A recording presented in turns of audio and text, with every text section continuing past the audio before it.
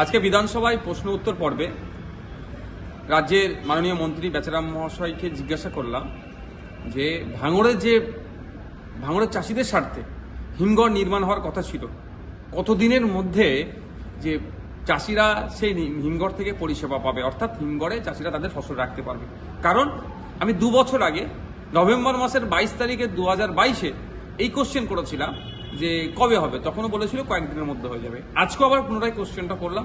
দুর্ভাগ্যের বিষয় আজকেও তিনি সঠিক উত্তর সঠিক টাইমটা তিনি বললেন না। পরবর্তীতে রাজ্যের বিদ্যুৎ মন্ত্রীকেও এই একই বিষয়, যেহেতু ওটা আপনার পাওয়ার গ্রিডকে কেন্দ্র করে হয়েছিল, বিদ্যুৎ দপ্তর ওখানে অনেকটা করছে, ওর সাথে জড়িয়ে আছে, সেই বিষয়ে জিজ্ঞাসা করলাম।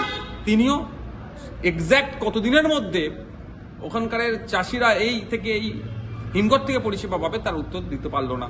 দুর্ভাগ্যের বিষয়, তড়িঘড়ি করে ঘোষণা হয়ে যায়, কিন্তু বাস্তবায়ন করতে বা পরিষেবা পেতে টাইম লাগছে। আমি আশা করব সরকারকে, আজকে যে বিষয়ে আমি আবারও প্রশ্ন করছি, এই প্রশ্নের গুরুত্ব বুঝে দ্রুত ভাঙড়ের চাষিদের স্বার্থে হিমঘরটা আপনার তৈরি হবে এবং চাষিরা সেখানে পরিষেবা পাবে।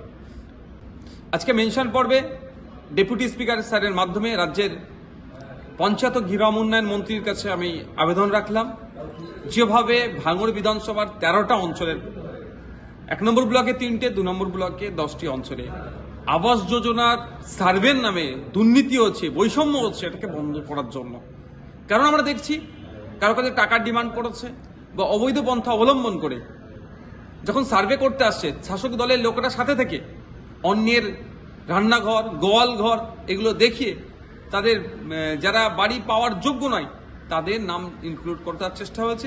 আর যারা প্রকৃত বাড়ি পাওয়ার যোগ্য, যাদের কাঁচা বাড়ি, মাটির বাড়ি, তারা বাড়ি পাচ্ছে না বা তাদের সার্ভে হচ্ছে না। আর যারা আইএসএফ করার অপরাধে বা বিরোধী রাজনীতি করার অপরাধে যারা বাড়ি পাওয়ার যোগ্য তাদেরও নাম কেটে দিচ্ছে। এই প্রসঙ্গে রাজ্যের মন্ত্রীকে আছে আমি আজকে দৃষ্টি আকর্ষণ করছি, তাকে আবেদন জানিয়েছি যে স্বচ্ছতার সাথে হোক, ব্লক লেভেলে একটা কমিটি প্রয়োজনে গঠন করা হোক, ওয়াল পার্টি টাইপের, যেখানে সার্ভের টোটালটাই বিরোধীরা উপস্থিত থাকবে, শাসক উপস্থিত থাকবে, সরকারি কর্মচারীরা উপস্থিত থাকবে। এই প্রসঙ্গে বলেছি। আমি ধন্যবাদ জানাই রাজ্যের মাননীয় মন্ত্রীকে যে এই কথার তিনি সাথে সাথে প্রতি উত্তর দিয়েছেন। তিনি আমাদেরকে আশ্বস্ত করেছেন, শুধু ভাঙড়ের বাসিন্দা নয়, সারা রাজ্যের মানুষের জন্য বার্তা দিয়েছেন।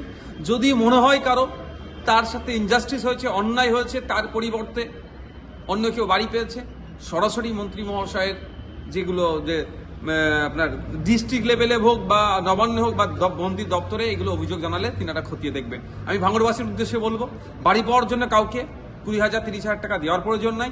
বাড়ি পাওয়ার জন্য শাসক বিরোধী দলের কারো ঝান্ডা ধরতে হবে এই ধরনের বাধ্যবাধকতা নাই। আমি বিধায়ক হিসাবে বলছি, কেউ যদি মনে হয় তার সাথে অন্যায় হয়েছে, যে ফাইনাল লিস্ট বার হবে, ব্লকে, এসডিও অফিসে, ডিএম অফ লেভেলের বিভিন্ন জায়গায় এটা লিস্ট থাকবে, আপনারা সেগুলো জায়গায় দেখুন। যদি মনে হয় আপনাদের সাথে ইনজাস্টিস হয়েছে, আপনাদের বিধায়ক আমি নওশাদ সিদ্দিকী, আমার সাথে যোগাযোগ করুন। আমি সরাসরি মন্ত্রী মহাশয়ের সাথে যোগাযোগ করে যেগুলো অন্যায়ভাবে হচ্ছে সেগুলোকে বন্ধ করতে হবে। একটা জিনিস খুব ভালো লেগেছে, এই কথার মধ্যে মন্ত্রী মহাশয়ের সাথে আমি পরবর্তীতে আবারও কথা বললাম সরাসরি সামনে গিয়ে, যে তিনি বলেছেন আমাদের লক্ষ্য হচ্ছে যাদের প্রকৃত যারা বাড়ি পায় তাদেরকে বাড়ি পাইয়ে দেওয়া। যে দুর্নীতিগুলো হচ্ছে, যদি জনপ্রতিনিধিরা এগিয়ে আসে তাহলে দুর্নীতিগুলোকে আমরা সহজেই নিরসন করতে পারবো। আর আমি গঠনমূলক রাজনীতি করতে পছন্দ করি, গঠনমূলক সমালোচনা করতে পছন্দ করি। আমার লক্ষ্য ভাঙড় দুর্নীতিমুক্ত হোক, ভাঙড়ের প্রতিটা নাগরিক সরকারি পরিষেবা পাবে।